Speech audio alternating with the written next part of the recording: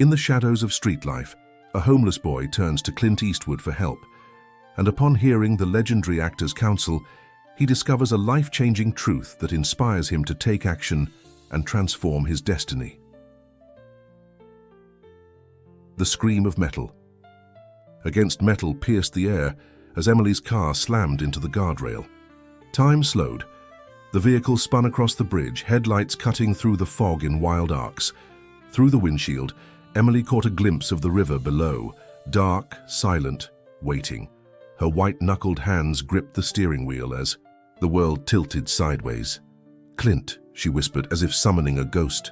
Her phone, thrown free from its holder, illuminated the passenger seat with an eerie blue glow. On the screen, a text message, half-written, never sent. "I'm coming home. I know it's been 5 years, but I need to..." The car crashed through the barrier. For one suspended moment, Emily felt weightless, like a child on a swing at the highest point of its arc, that breathless second before gravity reclaims you. In that moment of clarity, she understood that some journeys end before they begin. Then, impact. Cold water rushed through the broken windows. The car began to sink, nose first, into the Blackwater River. Instinct took over. Emily unbuckled her seatbelt, her movements deliberate despite the panic clawing at her chest. The driver's side window was already shattered. She pushed herself through it, jagged edges tearing at her jacket. The February water hit her like a physical blow, stealing her breath. Darkness closed in as the current caught her. But underneath the bridge, a figure dove into the water. Strong hands gripped her arm, pulled her toward the shore. Through water-blurred vision, Emily saw the face of a man she'd never met yet somehow. Recognized. "Hold on," he commanded, his voice steady against the roar of the river. "I'm not letting you go." As consciousness faded, Emily thought of Clint's workshop back home, filled with unfinished clocks, time, suspended, waiting for someone to wind the mechanisms again. 5 years earlier, Emily stood in the driveway of her childhood home, bathed in the golden light of a dying summer day. At 22, she was all angles and determination, from her sharp-cut bob to the set of her jaw. A packed Honda Civic idled behind her, ready for the 18-hour drive to Los Angeles. Clint Eastwood stood at the front door. At 50, he looked older, silver threading through his dark hair, lines etched deeply around eyes that matched the faded blue of his workshop apron. His hands, calloused from decades of intricate work as a clockmaker, hung awkwardly at his sides. "You don't have to do this," he said, the same words he'd been repeating for weeks. Emily's hand tightened around her car keys. "We've been over this. The position at the architecture firm won't wait. There are firms here in Blackwater. Small firms, small projects, small lives." Emily gestured to the town around them, a place where generations of families moved in, predictable orbits like planets tethered to a dying star. Clint's expression hardened. "Your mother would have..." "Mom's been gone for 12 years, Emily cut him off, "and I'm not her." The unspoken accusation hung between them, that she was abandoning him just as her mother had, though cancer had given her mother no choice in the matter. "I need to do this, Clint. Build something bigger than bookshelves and birdhouses." She didn't mention his clocks, though they stood like a third presence in their argument. The antique grandfather clocks, wall clocks, and pocket watches that had consumed his life after her mother's death. Clint said nothing more, just turned and walked inside. Emily listened to the familiar creak of the door, the sound of it closing. Not slammed in anger, but shut with a quiet finality that felt worse somehow. That night, as she drove west on I-70, Emily's phone buzzed with texts from Clint. Apologies. Well wishes. A promise to visit. She turned the phone face down on the passenger seat and pressed harder on the accelerator, chasing the setting sun. In Los Angeles, Emily thrived professionally. Her innovative designs garnered attention. She made connections, dated casually, lived in a sleek downtown apartment. Weekly calls with Clint dwindled to monthly, then to holiday check-ins marked by awkward silences and surface-level conversation. Clint never visited, neither did she. Then came the call from Margaret, a family friend. Clint Eastwood had suffered a severe stroke. He was stable, but hadn't regained consciousness. And there was something else, something about the circumstances that Margaret would rather discuss in person. 24 hours later, Emily was driving across the Blackwater Bridge, heading home for the first time in 5 years. The text, to Clint, explaining, apologizing, perhaps even reconciling, remained unfinished when her car hit a patch of black. "Saucy Emily." Emily blinked awake to the antiseptic brightness of a hospital room. A nurse with kind eyes checked monitors beside her bed. "Where am I?" Emily's voice felt raw in her throat. "Blackwater Memorial. You were in an accident last night on the bridge." The nurse adjusted something on an IV drip. "Dr. Mercer will be in shortly, and Margaret's been waiting to speak with you." Memory flooded back. The crash, the water, the stranger who'd pulled her from the river. "Someone rescued me." The nurse nodded. "Frank, local driver. He was checking his car under the bridge when your car went in." Before Emily could ask more questions, the door opened and Margaret entered. At 60, Margaret was a formidable presence. Her silver hair cropped short, dark skin weathered from decades outdoors. She'd been friends with Emily's parents since high school. "Good to see you awake," she said, settling into a chair beside the bed. "Though I wish you'd made it into town without all the drama." Casey attempted a smile that didn't quite take. "How's my dad?" The sheriff's expression grew somber. "Stable, no change." She hesitated. "Casey, there's something you need to know about your father's condition. It wasn't just a stroke. When we found him, he was in his workshop. There was evidence he'd been there for hours before he collapsed." "That sounds like Dad. He loses track of time when he's working." "That's just it. Your father hasn't been making clocks for months." The sheriff leaned forward. "He's been dismantling them." Casey frowned. "What do you mean?" "Every clock in, the house has been taken apart. Pieces everywhere, like he was looking for something inside them." Sheriff Reeves reached into her pocket and pulled out a small envelope. "We found this taped to the back of the grandfather clock in his workshop. It has your name on it." Casey took the envelope with trembling fingers. Inside was a tarnished brass key, antique in design, and a note in her father's precise handwriting. "For Casey, when the time comes, you'll know what to do." "Do you know what this means?" the sheriff asked. Casey stared at the key. "No, we haven't really talked in years." The admission stung, sharp and unexpected. After the sheriff left, Casey lay in the hospital bed, turning the key over in her hands. What had her father been searching for? What secret could possibly be worth destroying his life's work? Later that afternoon, Dr. Mercer cleared her for discharge, a miracle considering the accident, he said.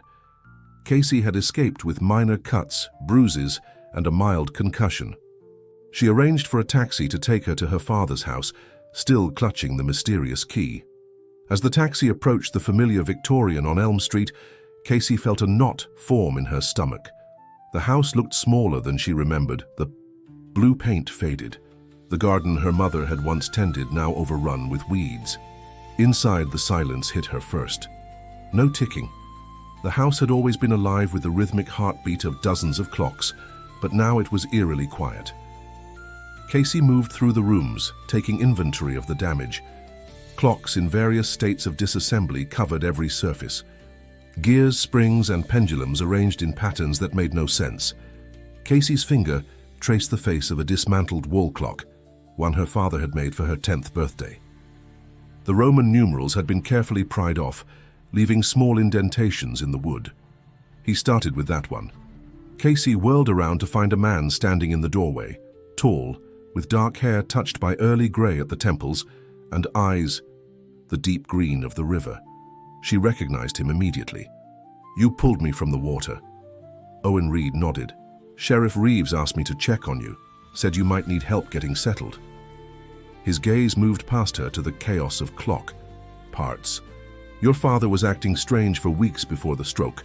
I live next door now, bought the Johnson place 2 years ago. I'd see him walking around town at odd hours, talking to himself." Casey felt a pang of guilt. How much had she missed? How much had changed while she'd been building her new life in California? "Thank you," she said, "for last night." "I'm just glad I was there," He gestured to the room. "Do you want help cleaning this up?" Casey looked at the dismantled clocks, at the key in her hand.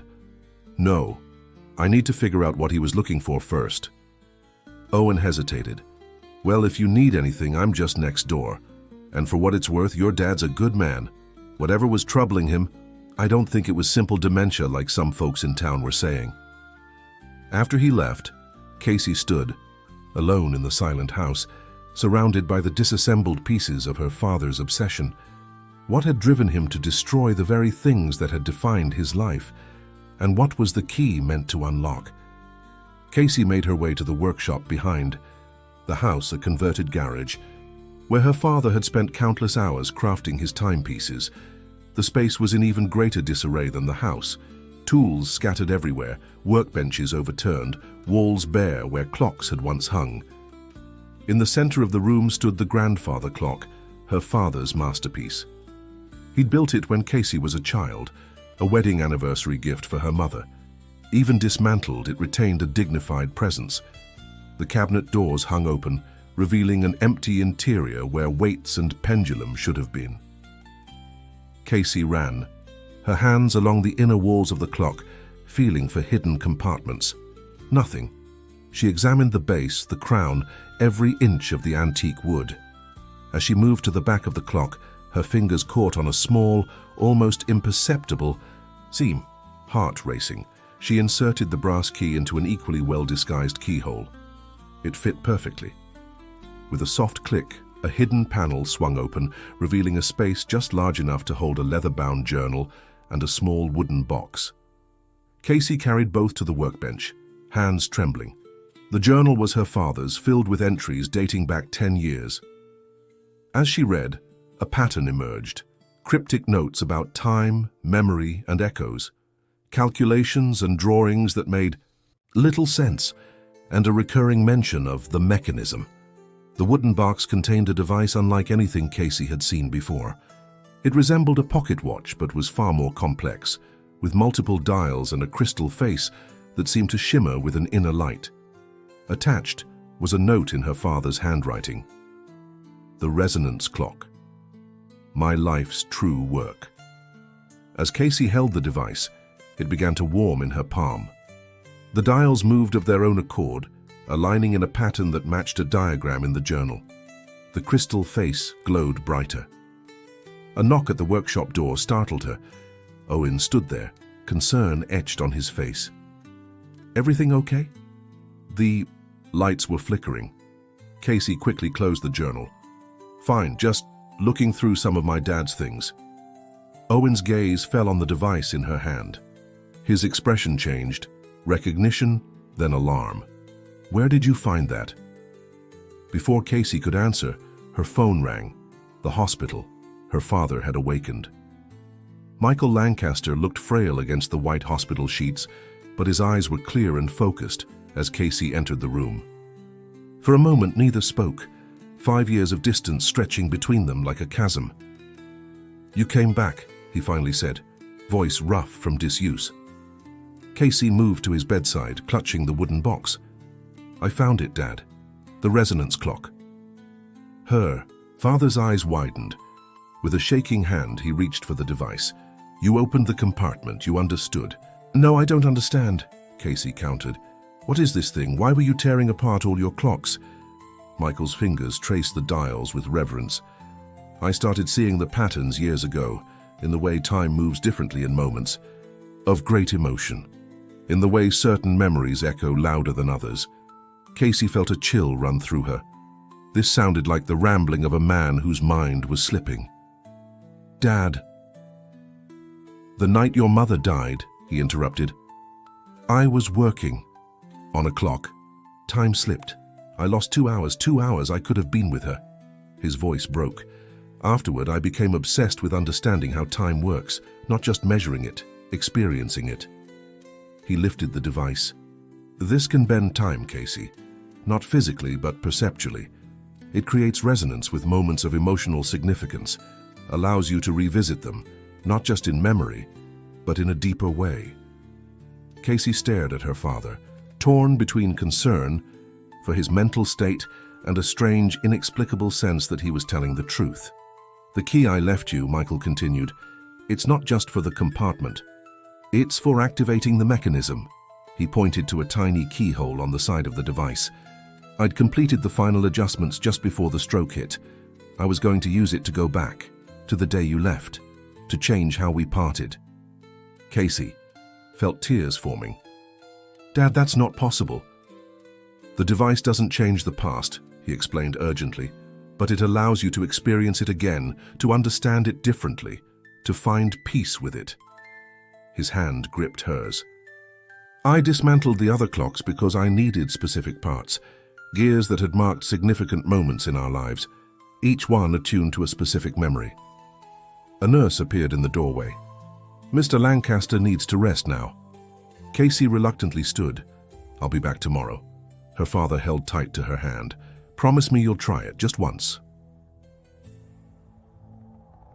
Later that night, in her father's workshop, Casey sat with the resonance clock in her hands. The journal lay open beside her, instructions for its use marked in her father's meticulous handwriting. Owen had offered to stay, his skepticism about the device's purpose obvious, but his concern for her genuine. Casey had declined, needing to face this alone. According to the journal, the process was simple. Insert the key, set the dials to a specific date, and focus on the emotional core of the memory you wish to revisit. Casey's hands trembled as she aligned the dials to August 15th, 5 years earlier, the day she'd left Blackwater. With the date set, she inserted the brass key into the tiny lock on the side of the device. She closed her eyes, focusing on that moment in the driveway, on the hurt and defiance she'd felt, on her father standing alone at the door. The key turned, smoothly. The device grew warm in her hands, then intensely hot. A high-pitched tone emanated from it, building in volume until it seemed to resonate with Casey's very bones. The workshop around her blurred, colors running like watercolors in rain. The sensation of falling overtook her, though she hadn't moved from the chair. When clarity returned, Casey stood in the driveway of her childhood home, bathed in the golden light of a dying summer day. Her packed Honda Civic idled behind her.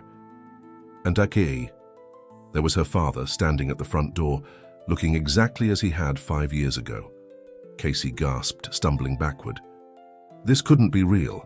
Yet everything felt solid, the gravel crunching beneath her feet, the humid summer air on her skin, the familiar scent of her father's workshop clinging to his clothes as he approached. "You don't have to do this," he said, the words painfully familiar. But this time Casey could see what she'd missed before. The fear behind his eyes, the tremor in his hands, the desperation of a man who'd already lost too much. She realized with sudden clarity that her father hadn't been trying to keep her small. He'd been terrified of being left alone with his grief, the last living connection to his wife slipping away. The scene played out as before, but now Casey experienced it from a profound double perspective. Both her younger self, bristling with ambition and impatience, and her present self, understanding the deeper currents of loss and love that had driven them both. When her younger self drove away, Casey remained, watching her father return to the empty house. She followed him inside, through rooms filled with ticking clocks, to his workshop. There he sat heavily at his workbench and opened a drawer, removing a photograph of Casey as a child, sitting on her mother's lap. "She'll come back," he whispered to the picture. "Not like you." The pain in those words cut through Casey like a physical wound. She reached out instinctively, wanting to comfort him, to tell him she would return. Eventually, too late. The moment her fingers touched his shoulder, the world blurred again. The high-pitched tone returned, louder now, painful. Darkness closed in. Casey awoke on the workshop floor, the resonance clock still clutched in her hand, now cool to the touch. Morning light streamed through the windows. Had it been a dream? A hallucination induced by grief and concussion? But the emotional truth of what she'd experienced remained. She'd felt her father's pain as if it were her own, understood the depth of his loneliness in a way that transcended mere empathy. She rose shakily, pocketed the device, and drove to the hospital. Her father was sitting up when she arrived. Color returned to his face. When he saw her, his expression turned anxious. "You used it," he said. "Not a question." Casey nodded, taking the chair beside his bed. "I went back to the day I left." Relief flooded his features. "Then you understand." "I do now." She took his hand, noticing how frail it felt, how the once steady fingers of the clockmaker now trembled slightly. "But Dad, the past is still the past. We can't change what happened." "No," he agreed, "but we can change how we carry it forward."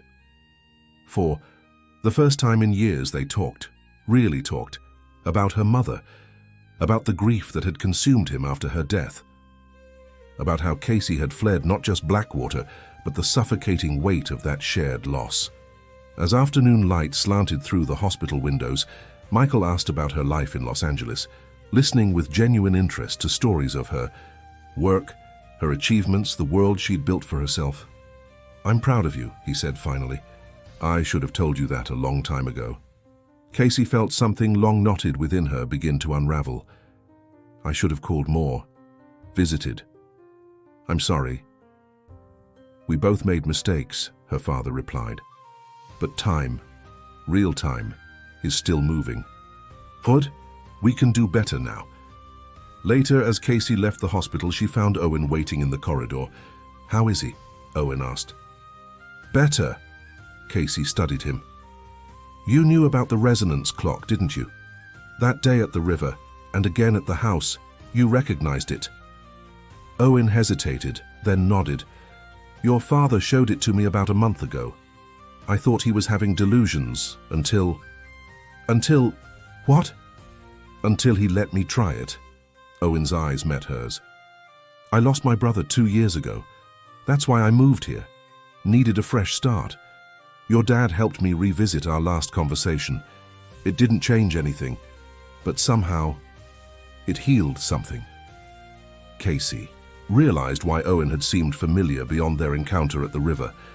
There was something in his expression that mirrored her own, the look of someone who had experienced the impossible and been changed by it. "My father wants to try it. Again," she said. "To revisit a day with my mother before she got sick. He thinks it might help him finally move forward. Will you let him?" Casey thought about what she'd experienced, not just the vision of the past, but the profound understanding that had come with it. "Yes, and I think I'll join him." Owen smiled, a genuine warmth that reached his eyes. Maybe Blackwater isn't such a small town after all. For the first time since returning, Casey felt something unexpected, a sense of possibility here in this place she'd been so desperate to escape. 3 months later, Casey stood on the Blackwater Bridge at sunset, watching the river flow. Beneath her, the spot where her car had broken through the guardrail had been repaired, no visible signs remaining of that fateful night. The resonance clock rested in her pocket, a comforting weight. She and her father had used it several more times, revisiting moments with her mother, understanding their shared history from new perspectives. Each experience had strengthened their reconnection, binding old wounds that had festered for too long. Michael was home now, his health improved though not fully restored. He'd begun making clocks again, but with a new philosophy, designing timepieces that encouraged mindfulness of the present rather than anxiety about the passing of time. Casey had taken a leave of absence from her firm in Los Angeles. She'd told them 3 months. It had now been 4 with no definite plans to return. Instead, she'd opened a small architectural design office in downtown Blackwater, focusing on sustainable renovation of the town's historic buildings. Her phone buzzed. With a text from Owen. "Still on for dinner? Mum's eager to meet you." Casey smiled as she typed her reply, "On my way." As she turned to leave, her hand brushed against the resonance clock in her pocket. The device had shown her that time wasn't simply a forward march of seconds and minutes, but a complex web of moments, connected by emotion and memory. Some echoed louder than others, reverberating through a life like ripples in water. The real magic, Casey had learned, wasn't in revisiting the past, but in recognizing how it lived within you, how understanding it could transform the present and reshape the future. She glanced once more at the river below, then began walking toward town, toward dinner with Owen and his mother, toward her father waiting at home with a chessboard set up and a pot of coffee brewing. Toward a future, built on the weight of echoes, but no longer defined by them.